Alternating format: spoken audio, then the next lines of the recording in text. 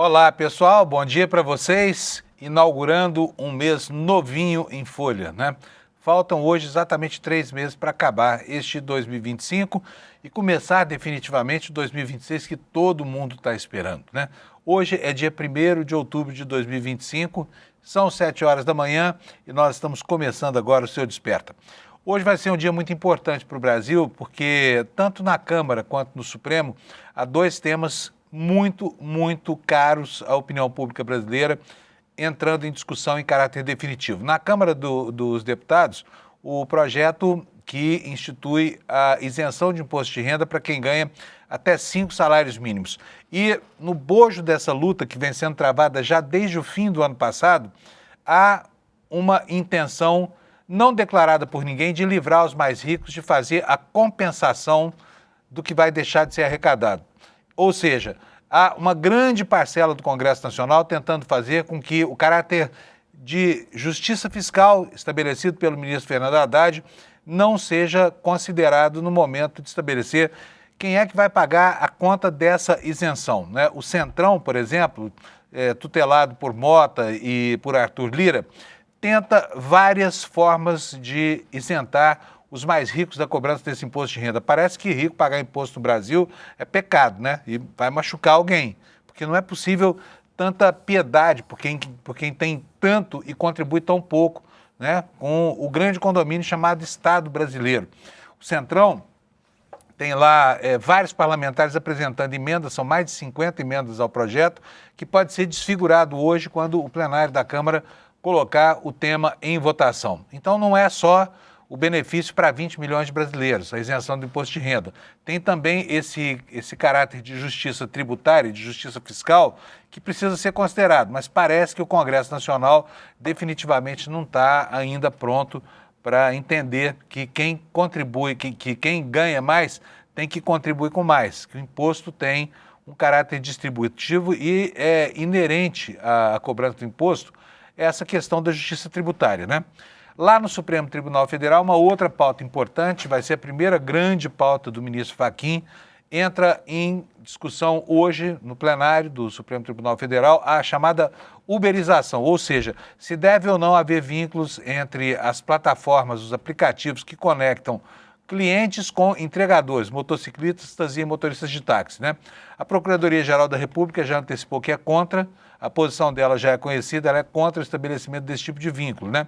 Agora, é muito importante observar o que vai acontecer hoje, porque essa parcela do empresário da motocicleta, né, quase todos os mês, na verdade, eles trabalham feito loucos, embora não tenham a obrigação formal de respeitar um horário, a remuneração tão baixa que ela obriga essas pessoas a trabalharem jornadas que, à luz da CLT, não poderiam sequer existir, né? 14, 15 horas por dia pilotando uma moto ou no volante de um carro de praça pelas cidades do país.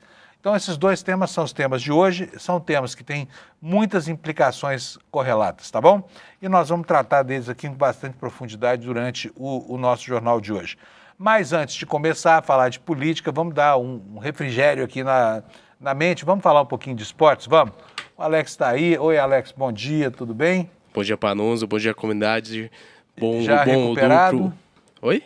Já recuperado da última derrota do Palmeiras? Sim, hoje tem mais, já estou em preparação para o jogo de hoje à noite, então o coração já está mais calmo e a gente, se Deus quiser, conseguiremos essa vitória hoje contra o Vasco, Panunzio.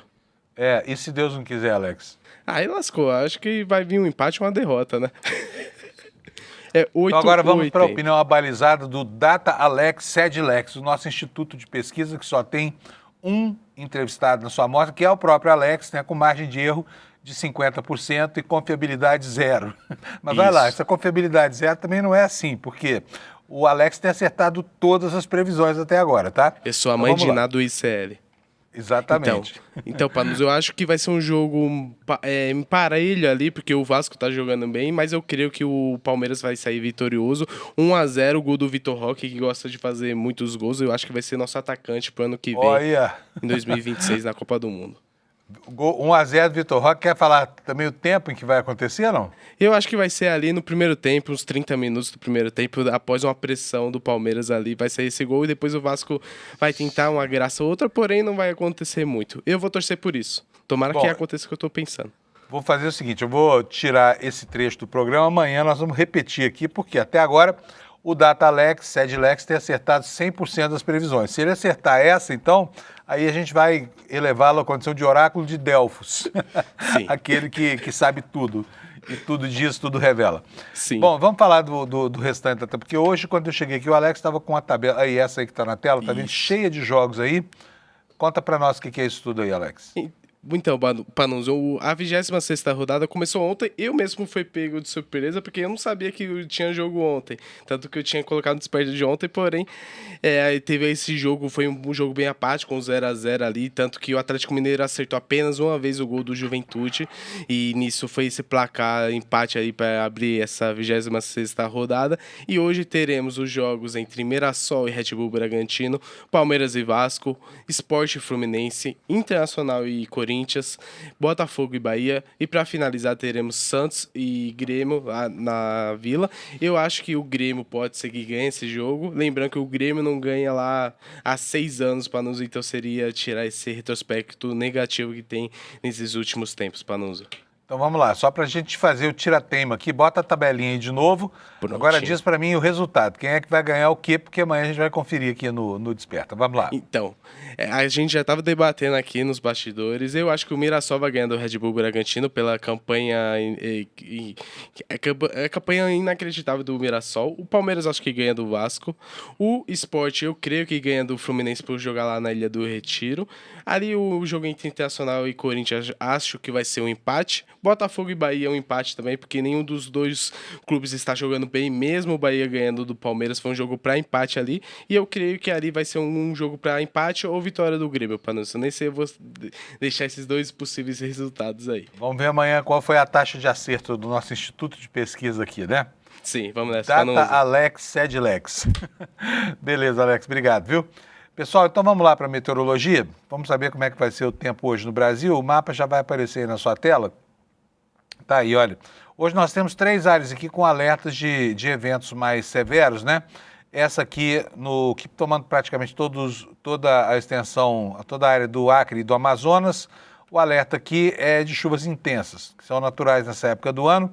Aqui também no litoral do Nordeste, entre Alagoas e o estado de Pernambuco, acumulado de chuva, né? Está chovendo bastante lá nesse litoral. E aqui, entre o Mato Grosso do Sul e o litoral de São Paulo e o norte do Paraná, nós temos aqui um alerta de tempestade. Como esse alerta é mais severo, vamos ver aqui o que ele está dizendo. Chuva entre 20 e 30 milímetros por hora, 50 milímetros por dia, ventos intensos até 60 quilômetros por hora, queda de granizo, baixo risco de corte de energia, de estragos em plantações, quedas de galhos de árvores e de alagamentos, né? Esse aqui, então, será o clima, a meteorologia hoje no Brasil. Agora vamos para as temperaturas. Hoje acordou um tempo um pouco mais frio aqui em São Paulo. E sabe de uma coisa? Eu tenho vindo trabalhar de bicicleta aqui para aproveitar esses 15 minutos antes de chegar aqui, de noite ainda, né? Mas hoje estava frio, viu? Ontem estava quentinho, hoje eu quase voltei para casa para pegar uma blusa. Vamos lá, ó, chuvarada aqui no norte do país, chuvas também em toda essa faixa amarelada. Aqui nesse verde aqui do Mato Grosso do Sul, Paraná e Santa Catarina, chuva também no oeste e no leste de Santa Catarina. Temperaturas, Porto Alegre, máxima vai chegar a 21, começou o dia com 16, Florianópolis de 19 a 22, Curitiba de 18 a 25, São Paulo 16 a 31, Rio de Janeiro, temperatura foi de 15 na madrugada e irá a 32 nas horas mais quentes do dia. Em Vitória, a máxima será de 27, em Belo Horizonte 32, Campo Grande terá 33 de máxima, já começa a esquentar bem aqui na capital do Mato Grosso do Sul. Em Cuiabá, 40 graus, em 40 graus. E aí, verãozão chegando aqui em Cuiabá. Brasília, Goiânia vai a 36 a temperatura. Em Brasília nós teremos também 30 graus de temperatura. Gente do céu, hein? Nós já entramos em outubro, está na hora da chuva se estabelecer aí, porque senão o pessoal lá no centro-oeste brasileiro, essa região aqui, Goiânia, Brasília, vai passar mal de calor e de baixa umidade do ar, né?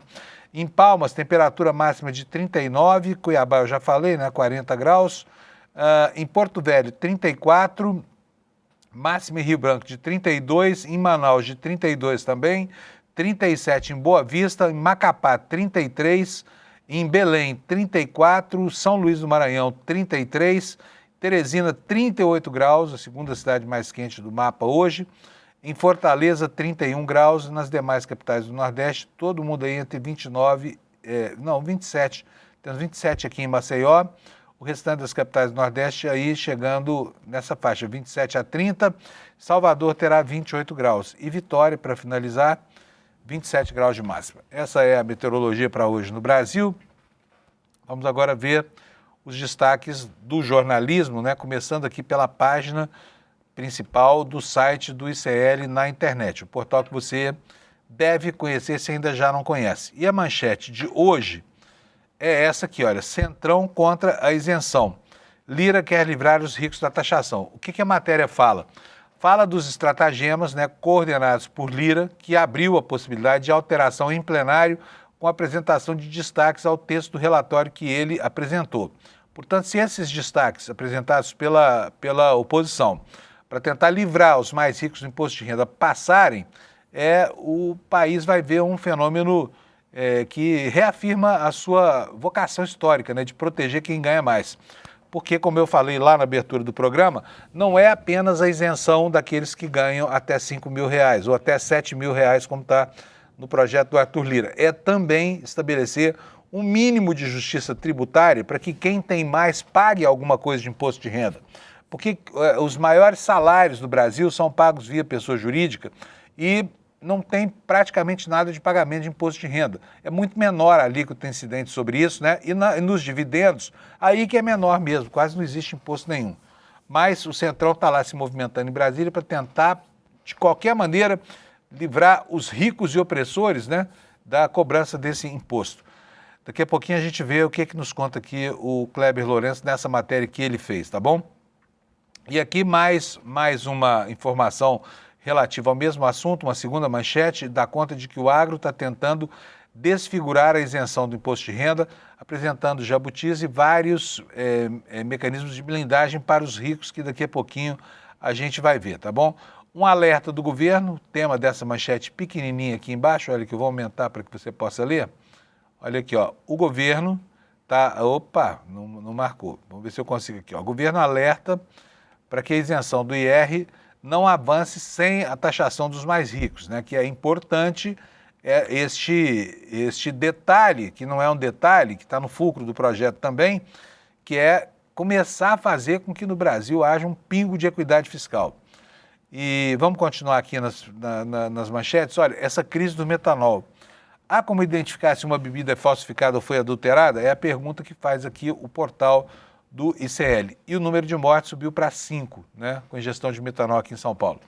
Quero, desde já, chamar a sua atenção para um detalhe dessa história. É o seguinte, obviamente que isso é gravíssimo, que adulterar a bebida usando metanol é algo abjeto, é absurdo, né, matar gente porque foi beber num fim de dia num bar ou coisa parecida, isso é um absurdo. Agora, o assunto está maior do que merece, tá? O assunto está maior do que merece. A opinião pública brasileira já foi alertada, está sabendo, a imprensa tem cumprido seu papel. Agora, existe uma corrida entre o governo do Estado de São Paulo e o governo federal para tentar estabelecer quem é que chega primeiro ao responsável por isso. Como o agente intoxicante é o metanol, e o metanol também é usado para falsificação de gasolina, para adulteração de gasolina, logo se começou a falar que tinha PCC nessa história e tudo mais. E a probabilidade de que haja, ou de que isso seja um esquema de grandes proporções, de um vulto muito grande, essa perspectiva é quase nula, né? Visto que os casos têm uma delimitação geográfica. Por enquanto, só houve ocorrência de mortes ou de pessoas que tiveram sequelas por causa da ingestão de metanol dentro do estado de São Paulo. Agora fala-se que lá em Pernambuco pode ter havido também esse tipo de coisa, né? Só para lembrar, o metanol não serve apenas para adulterar combustível não, tá? Ele serve como solvente industrial também. Obviamente que não é usado na confecção, na produção de produtos alimentícios nem de bebidas, porque ele é veneno, né? Mas pode observar que tem uma corrida em torno desse tema para ver quem é que chega primeiro ao problema. No fim dessa história, nós vamos chegar, pode anotar aí, a uma fabriquinha de fundo de quintal que provinha bebida falsificada para alimentar uma malha de bares. E eu vou dizer mais para vocês, hein? Os donos de bares de São Paulo e do Brasil inteiro sabem muito bem o tipo de bebida que estão comprando, tá? A falsificação é um clássico, né, nesse mercado, porque é muito mais barato vender aquilo que supostamente seriam grandes rótulos, né, que custam quase nada, né? Então, esse é um velho expediente que praticamente todo dono de bar sabe, tá? Porque a falsificação graça pelo país. Tanto assim que mal essas operações começaram, já também foram encontradas essas fabriquetas, esses peguluncas aí que ficam falsificando bebidas, ainda sem nenhum vínculo com esse processo, tá? Quer dizer, já se sabia onde era o problema, mas faltava um impulso para que as coisas começassem a acontecer. De qualquer forma, né, a gente precisa enfrentar esse risco.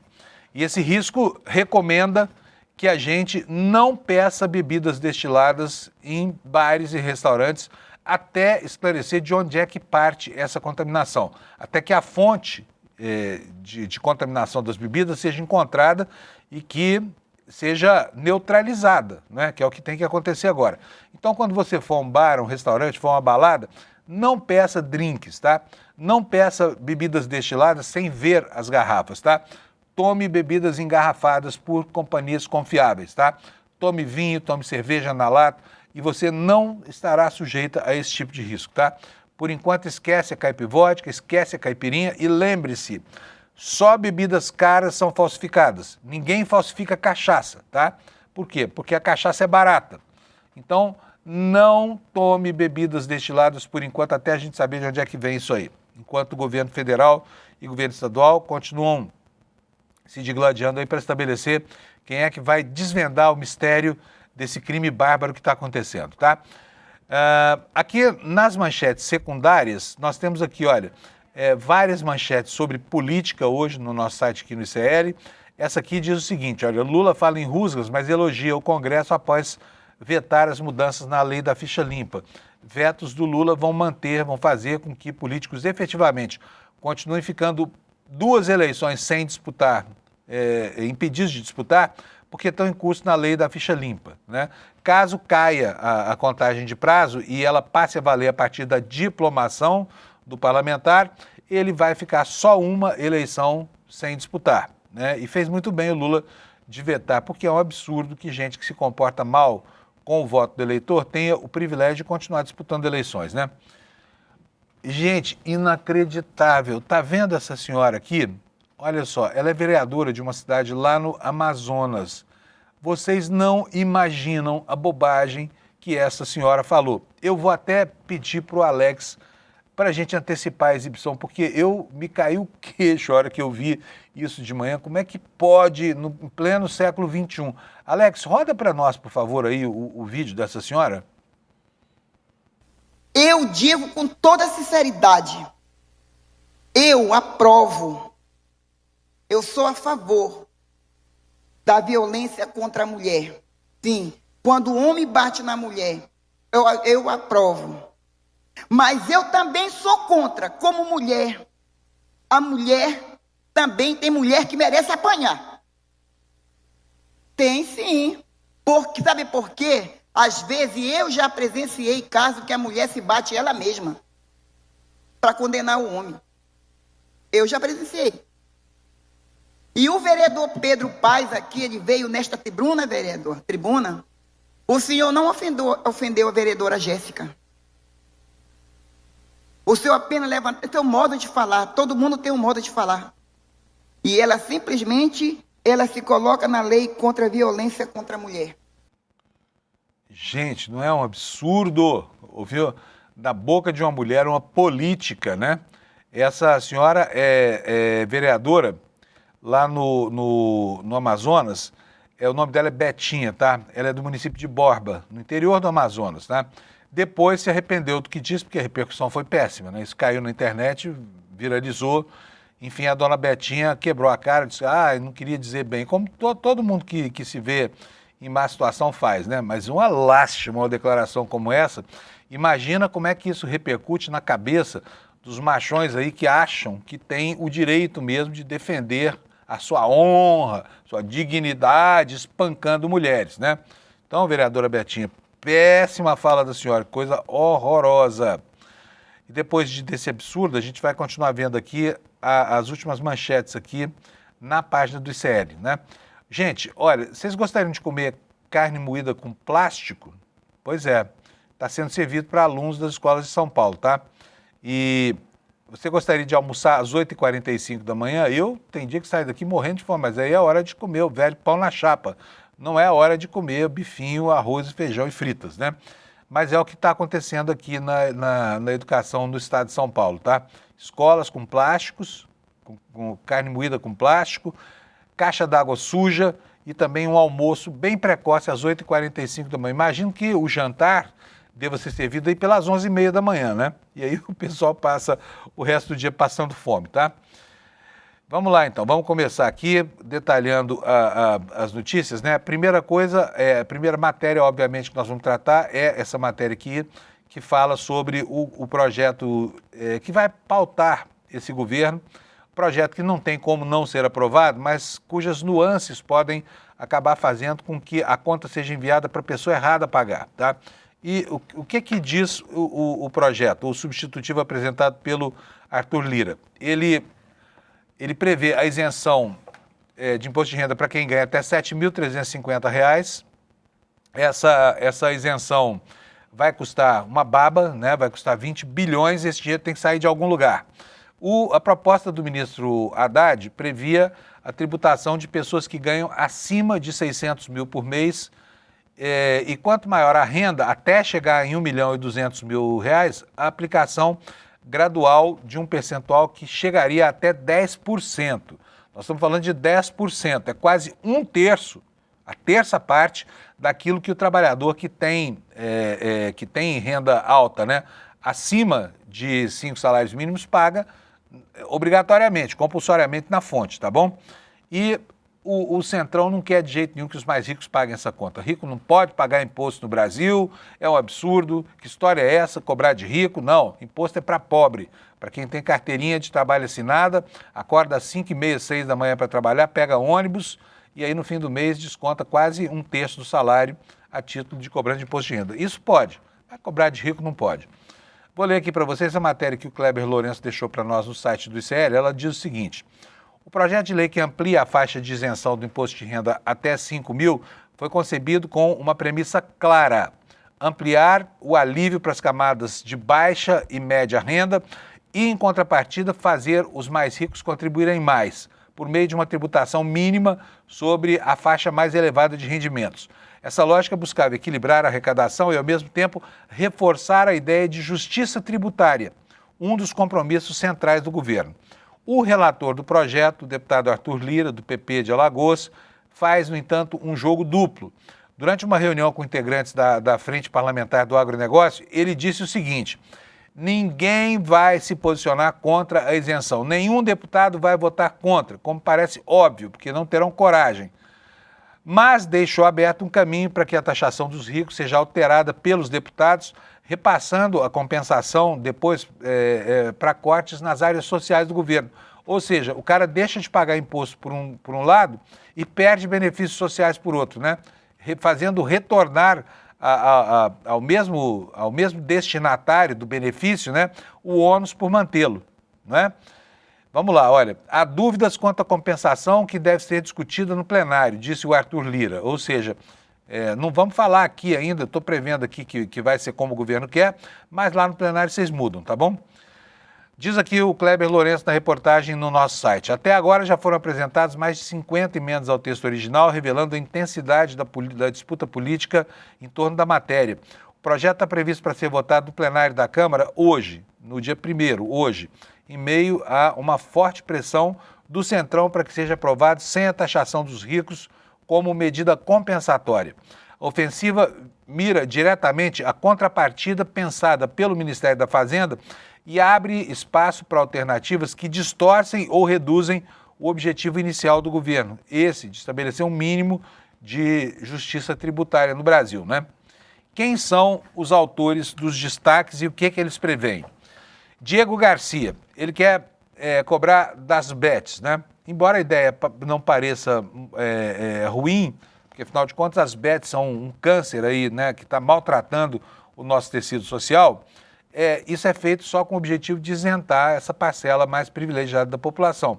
Grandes advogados, né, comunicadores sociais que ganham uma fortuna, médicos, esse é o pessoal que está fazendo lobby contra. O que o Diego Garcia quer? O Diego Garcia, do Republicanos, apresentou 2 emendas centrais.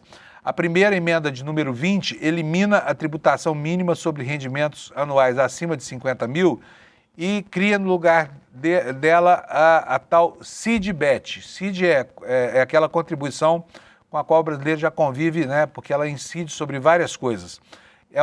O que quer o Diego Garcia? Ele quer estabelecer uma contribuição de 15% sobre depósitos feitos em sites de aposta. Isso significa que, em vez de os mais ricos pagarem mais, aí a conta seria transferida para o setor de apostas. E não estamos querendo defender o setor de apostas não, mas o setor de apostas já hoje é objeto de tributações bastante significativas, né?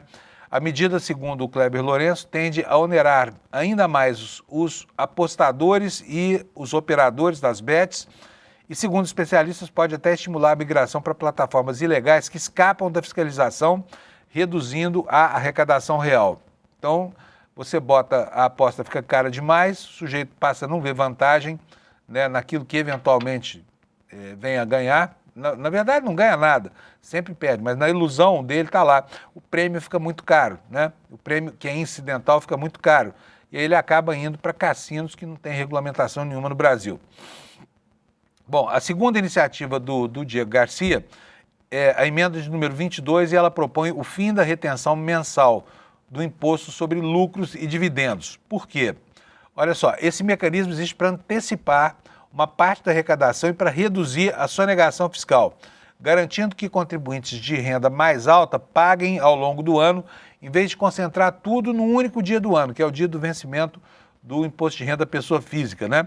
Derrubar a retenção, segundo a matéria do ICL, significa abrir espaço para a postergação, aumentar a margem de manobra e beneficiar diretamente quem concentra grandes rendimentos lá no topo da pirâmide. Mendonça Filho, Mendoncinha. Como é que é a emenda do Mendoncinha? Ele protocolou a emenda número 51, suprime o artigo 6º, né, que trata da retenção mensal na fonte sobre lucros e dividendos, transferindo a apuração do imposto a ser pago para o ajuste anual, ou seja, o momento da declaração do imposto de renda. No texto, o parlamentar sustenta que a retenção mensal desalinha a cobrança com a realidade dos rendimentos irregulares e que a verificação anual corrige distorções ao consolidar receitas de múltiplas fontes ao longo do ano. Tese apresentada como mais aderente à capacidade contributiva de quem recebe de forma concentrada ao longo de alguns meses. Que mais? Comissão de Agriculturas. O que é a Comissão de Agricultura? Isso aqui é o pior de tudo. Essa história aqui porque aí é devolver a conta lá para quem está na base da pirâmide social, tá? O que a Comissão de Agricultura, que representa, né, os abastados produtores rurais brasileiros, está querendo? Apresentou a emenda 32 e essa emenda vai em uma outra direção com o mesmo resultado. Ela suprime totalmente a taxação dos mais ricos. Essa proposta manda o governo compensar a renúncia fiscal por meio de cortes de despesas do orçamento. O problema é que a medida não especifica quais as despesas que seriam cortadas, nem garante que os cortes sejam de fato permanentes. A Lei de Responsabilidade Fiscal determina que toda renúncia precisa vir acompanhada de uma compensação clara e definida na própria lei, não de uma promessa futura e vaga. Por isso, a proposta é considerada juridicamente frágil e, do ponto de vista prático, difícil de executar. Então, olha, ainda tem mais, hein? Cláudio Cajado. Cláudio Cajado. Esse aqui você conhece, só para lembrar, quem é Cláudio Cajado? Foi o relator do projeto da PEC da bandidagem. Foi ele, esse homem. Agora, vamos ver o que ele está querendo aqui com relação ao imposto de renda, tá? A isenção do imposto de renda até 5 mínimos. Ele optou por mirar um outro alvo, as instituições financeiras. Pela emenda 39, ele propõe um adicional de 5% na CSLL, que é a contribuição social sobre o lucro líquido, para bancos e financeiras que tenham lucro de mais de 1 bilhão por ano. Portanto, os outros fintechs, por exemplo, que não chegam a isso, ficam livres de ter que pagar essa contribuição. Embora a medida tenha mais viabilidade técnica e represente uma fonte real de arrecadação, muda o espírito original do projeto, porque em vez de tributar pessoas físicas de alta renda, ela desloca a cobrança para empresas do setor bancário. Assim, preserva os bilionários e desvia a narrativa de justiça tributária entre os indivíduos para uma disputa setorial.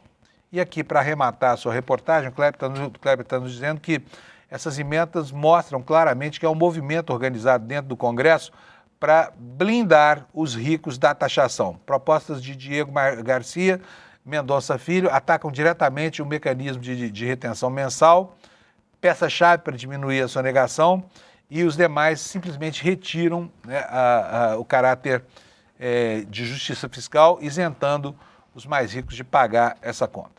Tá bom? Então é assim, isso tudo hoje à tarde no plenário da Câmara, se tudo der certo lá, esse assunto finalmente vai à votação. E só lembrando que o Senado já aprovou um outro projeto relatado pelo senador Renan Calheiros, que tem o mesmo objetivo, né? Portanto, se a Câmara, por acaso, for objeto de um movimento de obstrução, ou se a obstrução já anunciada pela oposição mais xiita do governo, se essa oposição conseguir obstruir hoje, tem mais esse projeto do Senado para pressionar a pauta da Câmara, tá bom? Vamos para a próxima notícia aqui. Ainda relativa a isso, o governo está trabalhando nos bastidores para tentar aprovar a sua proposta, né? E temos aqui essa matéria: o governo alerta que a isenção do imposto de renda não pode avançar sem a taxação dos ricos. Mais uma vez, o grande Kleber Lourenço aqui nos explicando o que está passando lá em Brasília. O Palácio do Planalto consolidou um posicionamento firme para conduzir a votação da isenção do IR até 5 mil. O benefício só se tornará realidade se vier acompanhado de medidas compensatórias. Lógica apresentada pelo governo é direta: sem novas fontes de arrecadação não há como cumprir o arcabouço fiscal e a proposta perde a validade. Essa mensagem vem sendo repetida em reuniões de líderes, entrevistas e documentos oficiais, de forma a tornar cristalina a vinculação entre isenção e sustentabilidade das contas públicas. O discurso oficial tem clareza em 2 pontos. De um lado, mostra que o governo está comprometido com o alívio tributário da população de mais baixa renda, grupo que historicamente é o mais penalizado, né? E de outro lado, deixa evidente que esse avanço não pode ser feito à custa da irresponsabilidade fiscal. Assim, quem tentar enfraquecer ou barrar as compensações assume o ônus de travar uma medida de amplo alcance social. É o que nos conta aqui o Kleber Lourenço, né? E agora, pessoal, lá vamos lá para a pauta de votação do Supremo Tribunal Federal. Hoje vai haver a votação, o início do julgamento, aliás, da questão da uberização. É muito importante isso aqui. Como se sabe, o então presidente Michel Temer, ele estuprou a legislação trabalhista no Brasil. Acabou com a base de contribuição sindical e criou a condição legal para essa uberização que está acontecendo e que vem sendo questionada, né? Inclusive com posições muito severas do Tribunal Regional do Trabalho no Brasil, dando ganho de causa às reivindicações dos motoristas e motociclistas de aplicativo. Mas o assunto chegou ao plenário do Supremo e tem lá mais de 50 milhões de ações esperando o julgamento desse tema, que começa hoje lá no Supremo Tribunal Federal. Vou pegar aqui uma informação da Agência Brasil para vocês, está aqui, olha: uberização, a PGR é contra o vínculo entre motoristas e plataformas, né? Vamos ver o que nos diz aqui a informação, que é, na verdade, da Agência Brasil, órgão de informação oficial do governo federal. A Procuradoria-Geral da República é contra o reconhecimento de vínculo trabalhista entre motoristas de aplicativos, e vou colocar aqui também motociclistas, né, e as plataformas digitais. O parecer da PGR foi enviado ao Supremo nesta terça-feira, ontem, né, na véspera do início do julgamento dessa ação na Corte. Os ministros vão decidir a partir de hoje se há ou não há vínculo trabalhista entre motoristas e empresas ou motociclistas e empresas no tema que ficou conhecido como uberização das relações de trabalho. Segundo a PGR, as decisões anteriores do próprio Supremo não reconheceram a relação formal de empregado e empregador. O julgamento trata de 2 ações, uma movida pela RAP e outra movida pela outra. Na verdade, são dois recursos, né, que contestam decisões da Justiça do Trabalho que reconheceram esse vínculo. Os relatores das duas ações são os ministros Edson Fachin e Alexandre de Moraes, que tomaram posse como presidente e vice-presidente do Supremo Tribunal Federal nesta segunda-feira. Então, para quem está esperando muito desse julgamento, já está aqui a informação de que vem da PGR uma posição contrária àquilo que parece ser o critério de justiça social, que é o reconhecimento do vínculo, né? E o estabelecimento de garantias para que essa gente possa ter um mínimo de retaguarda para tocar a sua vida profissional. Não estamos nem falando de um máximo, não estamos falando de 13º, nada disso. Se houver o reconhecimento do vínculo, tudo isso passa a ser contado a favor dos motoristas de aplicativo, mas é muito improvável que isso aconteça, né? A questão é que essa gente não tem, por exemplo, uma fonte de renda quando sofre um acidente, né? O motociclista da Uber cai no chão, vai para o hospital, se sobreviver, em períodos longos de internação, porque são sempre condições muito graves, né? De trauma ósseo, enfim, não raro há decepação de membros, e aí eles perdem a fonte de renda enquanto estão doentes. E se não trabalharem, se adoecerem por outras afecções, eles também não vão ter renda, né, para tocar a sua vida. E essa é uma questão muito séria, porque, afinal de contas, isso é deixar os trabalhadores, né, a ver navios, no momento que eles precisam de proteção social. Mas vamos aguardar com atenção, porque esse é um daqueles julgamentos que a gente sabe como termina, como começa, e não tem ideia de como é que vai terminar, né? Gente, lei da ficha limpa agora. Como se sabe, o Lula vetou a lambança que o Congresso fez nesse projeto. Por quê? Porque o estabelecimento do início da data da sanção, que é a inelegibilidade, na diplomação, faz com que os parlamentares que forem apenados com base na lei da ficha limpa, ou seja, que desviarem dinheiro, aqueles que tiverem cursos na lei da improbidade administrativa, né, os que tiveram mau comportamento como gestores e ordenadores de despesa, eles fiquem fora apenas de um pleito. Por quê? A condenação por 8 anos, contada da data da diplomação, ela interdita a próxima eleição, mas a outra, 8 anos depois, ocorrerá fazendo referência à data do início da aplicação da pena, que é a data da diplomação. Portanto, o político fica livre para não na próxima, na outra eleição, na segunda eleição seguinte, já estar de volta para continuar aplicando golpes, né?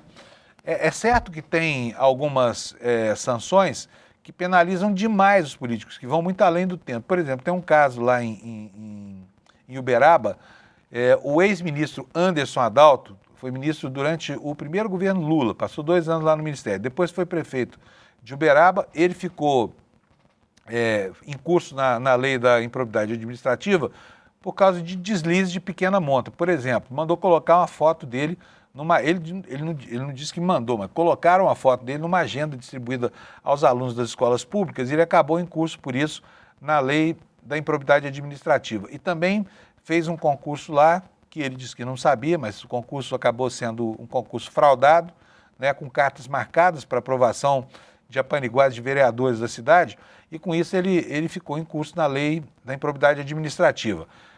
Por decorrência, está em curso também na lei da ficha limpa, mas os crimes que são imputados aconteceram lá em 2012 e ele até hoje se encontra inelegível. Então tem casos em que a restrição, a proibição de disputar eleições dura muito além da pena prevista. Agora, trazer a punição que o legislador quis que fosse de 8 anos, ou seja, 2 eleições, é algo além da curva, né? Da curva da moralidade, tá? E é o que o Lula fez, foi vetar isso para tentar manter o texto integral.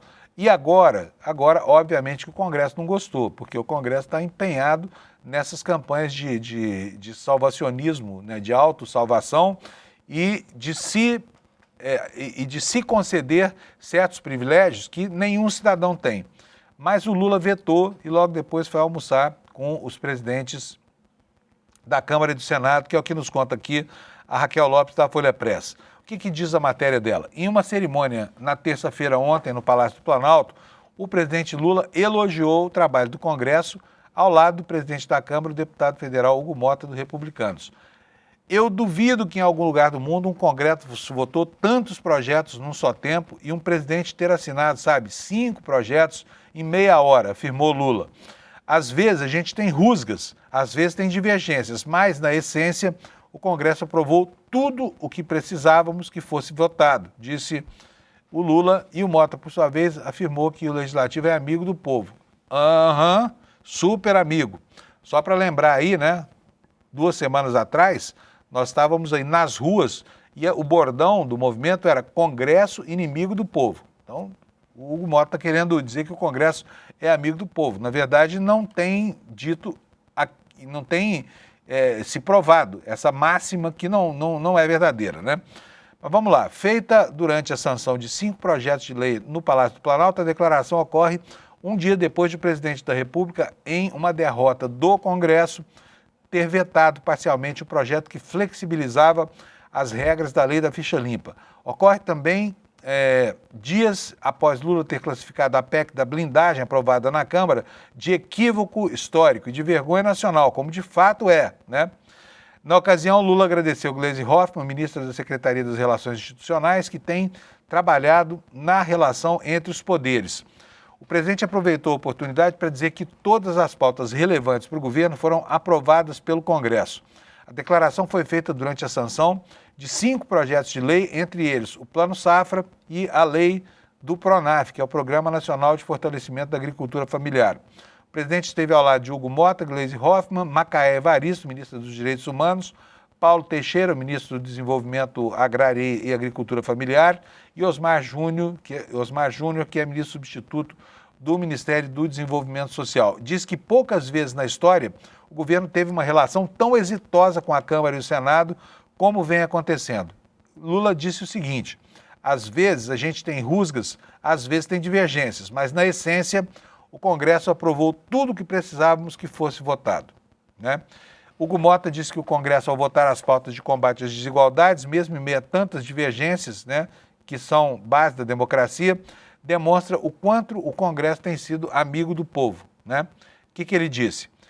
Em apenas alguns dias, a Casa aprovou todas as 5 matérias assinaladas, dando prova da sua disposição de ouvir a sociedade civil e de seu compromisso com a formulação de políticas que trazem benefício concreto à vida de quem mais precisa. Foi o que disse aqui o Hugo Mota. E o Lula ainda afirmou aqui, só para complementar a informação, que a PEC da blindagem foi um equívoco histórico. Neste mês, o presidente Lula também afirmou que a PEC da blindagem, que chegou a ser aprovada na Câmara, foi um equívoco histórico e uma vergonha nacional. A proposta tentava restringir processos contra parlamentares, como se sabe, foi arquivada pelo Senado, foi um show de baixaria parlamentar da Câmara, contido pelo Senado, e recebeu essas menções, esses adjetivos do Lula. Olha, agora, por falar em absurdos dos parlamentos, então eu vou repetir para vocês agora a fala desastrosa dessa senhora chamada Betinha, vereadora em uma cidade lá no estado do Amazonas, e eu quero que você preste atenção para a gravidade que isso tem e para a repercussão que pode ter entre homens que são potencialmente agressores de mulheres. Alex, roda para a gente, por favor. Eu digo com toda sinceridade, eu aprovo, eu sou a favor da violência contra a mulher. Sim, quando o homem bate na mulher, eu aprovo. Mas eu também sou contra, como mulher. A mulher também tem mulher que merece apanhar. Tem sim. Sabe por quê? Às vezes eu já presenciei casos que a mulher se bate ela mesma para condenar o homem. Eu já presenciei. E o vereador Pedro Paes aqui, ele veio nesta tribuna, vereador, o senhor não ofendeu a vereadora Jéssica. O senhor apenas levantou o seu modo de falar, todo mundo tem um modo de falar. E ela simplesmente, se coloca na lei contra a violência contra a mulher. Bom, essa aí é a vereadora Elizabeth Maciel. Vereadora Elizabeth Maciel. Ela é vereadora pelo Republicanos no Amazonas, lá no município de Borba. Eita nós, hein? Durante a sessão na Câmara Municipal da cidade, ela disse isso, essa barbaridade que você ouviu, que é a favor da violência contra a mulher. Fica imaginando que talvez ela não se coloque no lugar das vítimas da violência, porque não é possível ela, sendo mulher, falar um disparate desse, né? E, bom, durante esse discurso do plenário, ela citou também essa vereadora aí que você ouviu, professora Jéssica, né, da Democracia Cristã, e criticou mulheres que, segundo ela, tentam se beneficiar da Lei Maria da Penha, né? E disse aqui, a frase que você ouviu aí: eu sou a favor da lei para defender as mulheres, mas contra as que querem se beneficiar, como a vereadora Jéssica, disse ela. Declaração feita em defesa do vereador Pedro Paz, do União Brasil, que foi denunciado por Jéssica depois de levantar o dedo em direção a ela durante uma sessão, né? Aí, o que fez a dona Betinha? Viu, a merda que tinha falado e se arrependeu, obviamente, né? É engraçado como as redes sociais funcionam como uma espécie de chave de ignição da consciência crítica das pessoas, da consciência moral das pessoas. E foi o que aconteceu com essa senhora aí.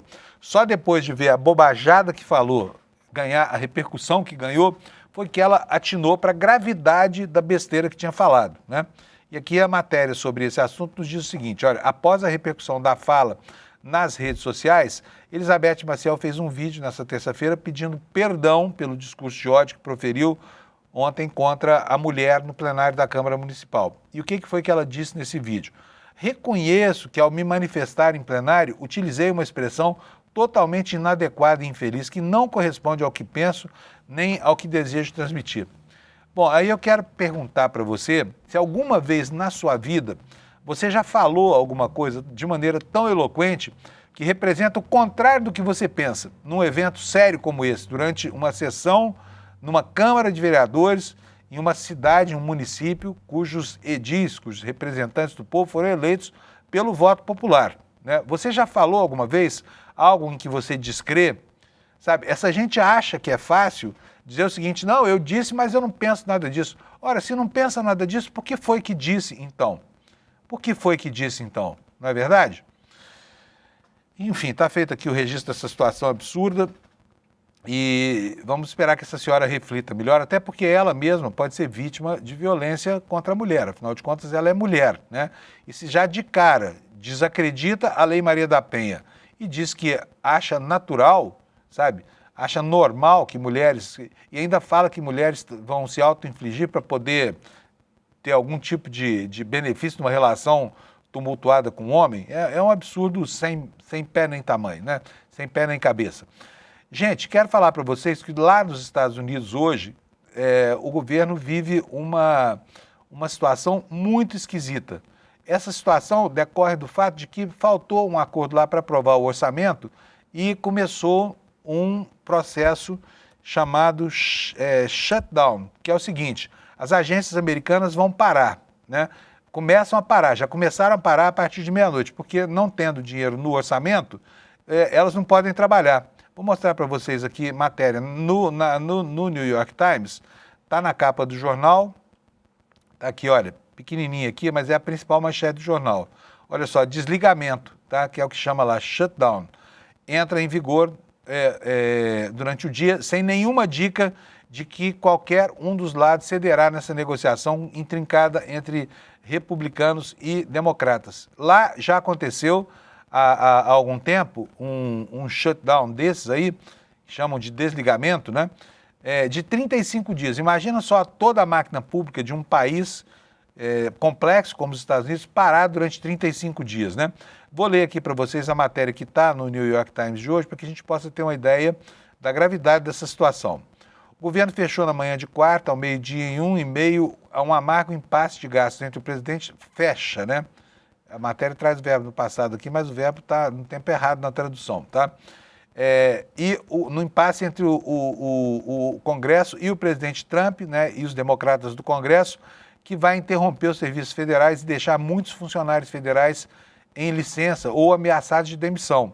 Foi a primeira paralisação federal desde 2019, quando partes do governo ficaram fechadas por 35 dias em um impasse entre os democratas do Congresso e o presidente Trump sobre a exigência do presidente de financiamento de dinheiro para financiar um muro lá na fronteira sul.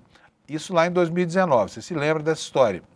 Desta vez, a disputa é sobre a exigência dos democratas de que o presidente concorde em estender os subsídios de saúde que expiraram e restaurar os cortes do Medicaid, que é o pequeno SUS lá, um arremedo de SUS que ele tem lá nos Estados Unidos, que foram promulgados durante o verão como parte do principal corte de impostos e da lei de política interna de Trump.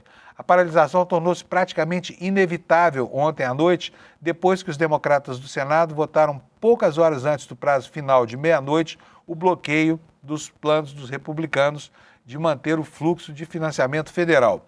Em votações consecutivas no Senado que refletiram o quão acirrada a disputa pelo financiamento se tornou, cada partido bloqueou a proposta de gastos paliativos do outro, assim como fizeram no início do mês, porque essa novela não começou agora, tá? Em uma votação de 55 a 45, o plano do Partido Republicano, que estenderia o financiamento até 21 de novembro, ficou aquém dos 60 votos necessários para aprovação. Os republicanos também bloquearam o plano Democratas, que estenderia o financiamento até o final de outubro e adicionaria mais 1 trilhão em gastos com saúde, em uma votação cujo placar final foi de 47 a 53. Lembrando aqui que são 100 senadores, né, e que o quórum aí é de 60%, portanto precisa de 60 votos. Como nenhum dos dois partidos tem 60 votos, fica essa guerra e aí o governo americano começa a ser paralisado hoje ao meio-dia.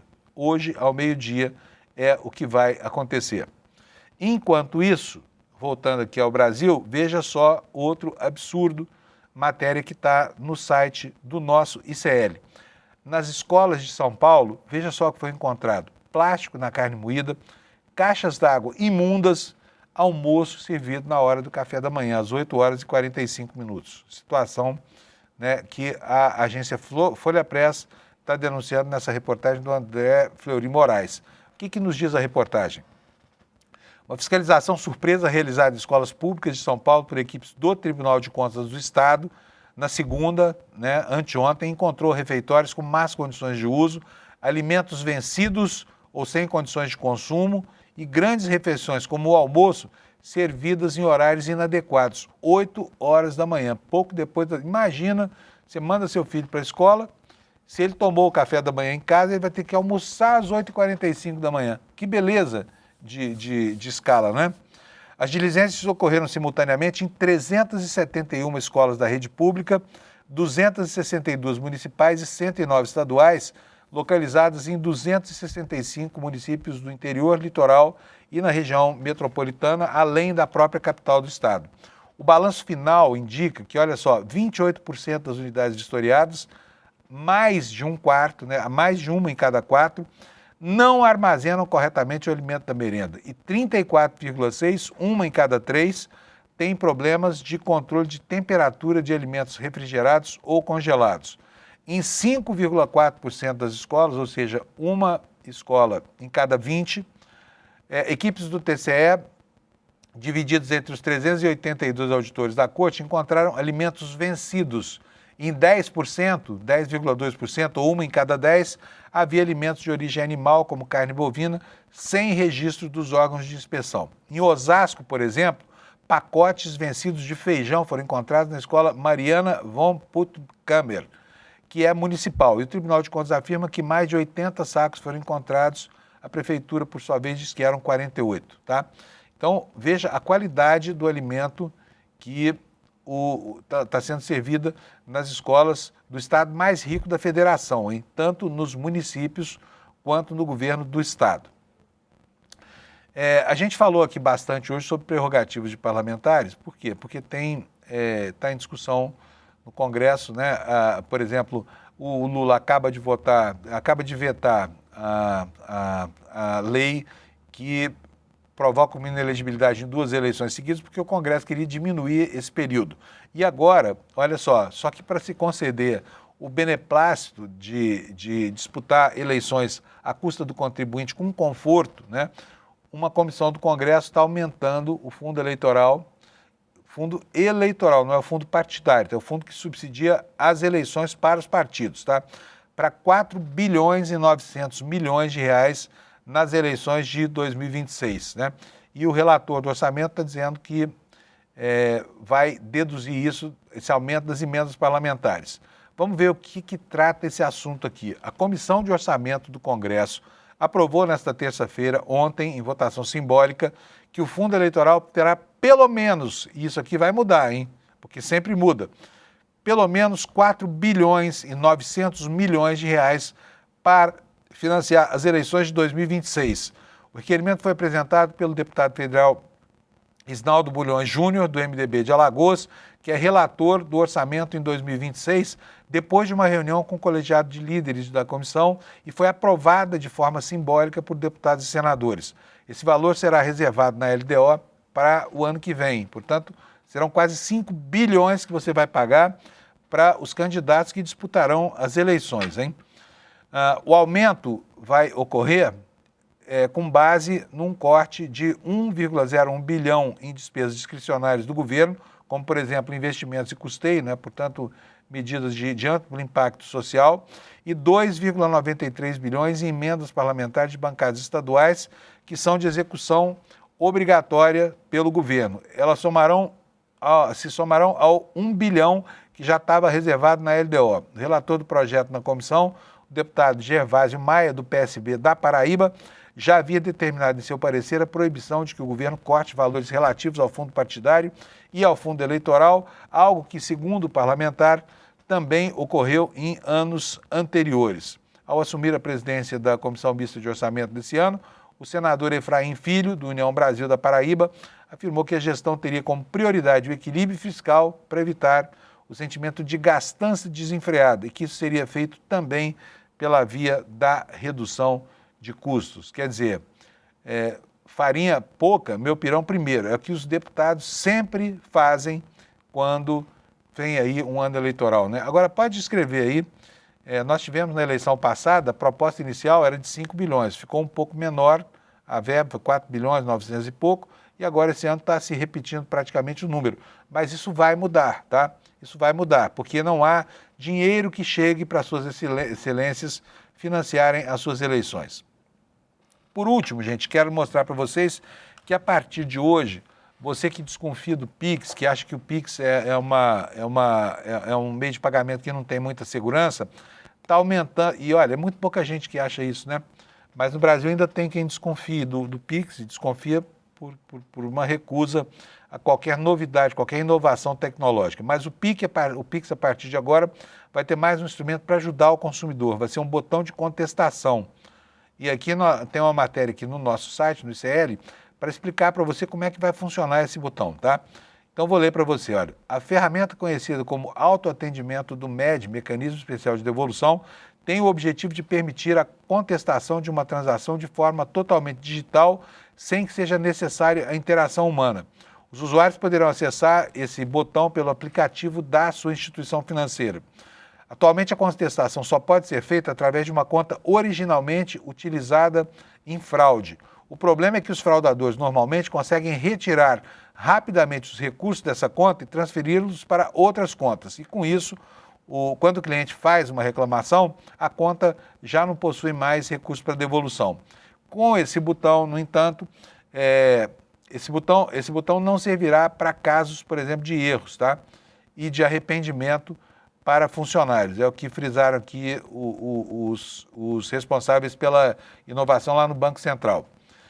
Bruno Lobo, chefe adjunto do Departamento de Competição e de Estrutura de Mercado Financeiro do BC, diz que quando for feita a compensação, a informação então é instantaneamente repassada pelo banco do golpista, que deverá bloquear os recursos em sua conta caso existam. De acordo com o BC, valores parciais também podem ser bloqueados. Depois do bloqueio, os bancos têm até 7 dias para analisar a contestação. Caso concordem que se trata realmente de um golpe, a devolução é efetuada diretamente para a conta da vítima. O prazo para essa devolução é de 11 dias após a contestação. Então é uma boa medida que vem aí em socorro, né, das pessoas que se veem às voltas com as artimanhas dos falsários da internet, golpistas que normalmente levam dinheiro inventando estratagemas muito convincentes e complexos, tá? Mas é mais um aliado para que você não perca o seu dinheiro caso sofra esses golpes. Pessoal, então é isso aí. Eu só desejo ao final desse programa que você não perca essa iniciativa nossa aqui. Olha, vai para a Argentina, carajo, que é um documentário, mais um documentário do Eduardo Moreira, com direção da Juliana Baroni, agora feito lá na Argentina do Javier Milei, para saber o que de fato existe de concreto na economia argentina e o que é história para boi dormir no país dos irmãos nossos aqui, tá? Vai ser na quinta-feira, né? Vai ser no dia 9, portanto falta uma semana e 2 dias. E você, para assistir, já pode ir buscando seu ingresso no despertascl.com.br, tá? E vai haver depois um debate com os produtores do filme. Então não perca, vai para a Argentina, carajo. E agora eu vou me embora, carajo, porque acabou a minha hora e vem aí o N1. Muito obrigado pela sua audiência. Amanhã às 7 da manhã estamos de volta aqui para mais um dia deste Brasilzão sem fim. Tchau, obrigado. Javier Milei está promovendo um milagre econômico na Argentina. Verdade ou fake news? Se for fake news, tem potencial para ser a maior fake news do planeta, porque Javier Milei está sendo usado como exemplo para vários países que querem impor as mesmas medidas para as suas populações. A gente foi lá investigar e produziu um dos documentários mais necessários dos últimos tempos. Vai para a Argentina, carajo! Uma alusão à frase que Javier Milei sempre repete. E no dia 9 de outubro, uma quinta-feira às 8 horas da noite, a gente vai estar junto para descobrir a verdade sobre a Argentina.